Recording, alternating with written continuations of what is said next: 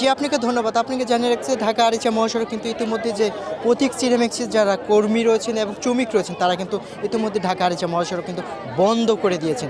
এমনটি কিন্তু আমরা দেখতে পাচ্ছি না এবং আপনারা দেখতে পাচ্ছেন তারা কিন্তু এর আগেও তারা যে এই শ্রমিক আন্দোলনে এবং করেছিল বৈষম্য যে সেই বৈষম্য কিন্তু এখনও দূর হচ্ছে না। তারা এই কথাটি কিন্তু জানিয়েছে। এখানে কিন্তু পুলিশ প্রশাসন আসলেও কিন্তু তারা যে শ্রমিকদের কাছে কিন্তু বলা চলে এখানে যে ঢাকা আরিচা মহাসড়ক সেই ঢাকা আরিচা মহাসড়ক কিন্তু এখনও যে এখান থেকে সচল করা সে সচল কিন্তু করতে পারে না।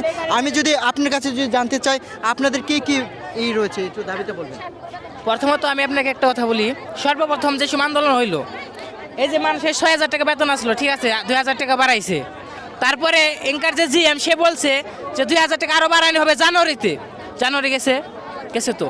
তারপরে আবার আমাদের ব্যাচে যেটি পোলাপান ছিল আন্দোলনে, সেনাবাহিনী নিজের মুখে বলছে যে একটা পোলানো এই জায়গা থেকে যাবে না, সবাই চাকরি করবে।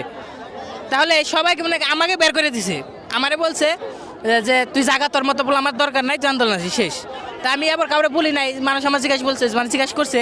তা আমি বলছি যে আমি নিজের ইচ্ছায় যাইতেছি গে, কারণ হলো আমি যদি বলি আবার ফিরে আন্দোলন হবে, কারণ এই জায়গা তো সবাই চাকরি করে খাইতে হবে না। তাই বলে আমি তার আবার যেটি বাচ্চা ছিল সবাই বের করে দিছে আবার। ধন্যবাদ।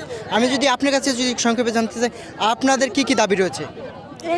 বলেন আমি নতুন আসছি, আমি এটা জানি না। আপনাদের দাবিটা কি? আমাদের দাবি বেতন বাড়ানোর জন্য, বেতন বাড়ানোর জন্য 12,500 টাকা বেতন করে দেখ, তাহলে সব সমস্যার সমাধান হবে। 12,000 করে বেতন। শ্রমিকরা বলছেন তাদের যে দাবি রয়েছে সেই দাবিগুলো মানলে তারা যে ঢাকা আরিচা মহাসড়ক সেই ঢাকা আরিচা মহাসড়ক কিন্তু তারা ছেড়ে দেবেন। তারা বলছেন তারা এর আগেও আন্দোলনে এসেছে, তাদের যে আশ্বাস সেই আশ্বাসটুকু দিলেও কিন্তু এখনও কিন্তু সেই যে আশ্বাসটুকু যতটুকু দিয়েছিল ততটুকু কিন্তু এখানে পূরণ হয়। এই ছিল আমার কাছ থেকে ধামরাই থেকে সর্বশেষ তথ্য।